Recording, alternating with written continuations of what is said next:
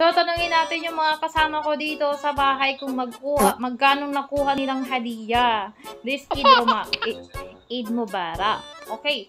So, tatanungin ko yung isa kong kasamaan dito. Hindi ko ipiplex ang pangalan kasi maraming mortals. Okay, wait lang.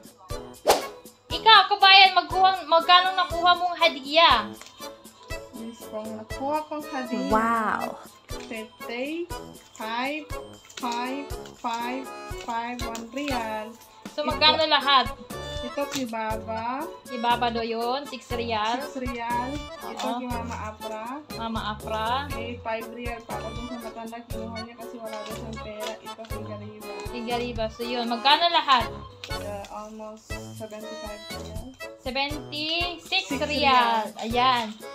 76 real ang nakuha ni kabayan na isa kong kasama dito sa bahay. So, tanungin ko yung mga kasama ko dun sa baba. Saglit lang. Ito, nag-iinarti pa to. Huwag daw magkita mukha. Karang maganda. Para hindi na lang. Next. Kam hadiah itu dia. Kam sa dinar. La, real. Kam sa real. Sister, hada hanjo. Kam hadiah? 70 ريال والله 70 ريال ان شاء الله. البس كم هدية؟ 50 ريال كم؟ 55 50 ريال. Mashallah.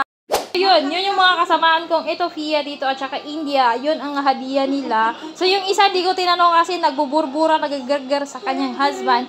So yun, i-flex ko lang sa inyo kung magkano nagkuha namin hadiah dito. Karamihan nagsinasabi nila na maraming hadiah. Ang sabi daw nila is hadiah is real talk. Kasi sabi daw nila, Arab countries kapag Eid daw, Eid of Ramadan, last of Ramadan, Eid, nagbibigay ng maraming hadiah. So hindi totoo yun.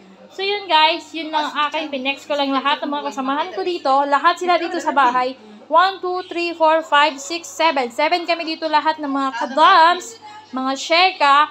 So, yun ang mga nakuha naming hadiah for today's Eid. So, yun lang.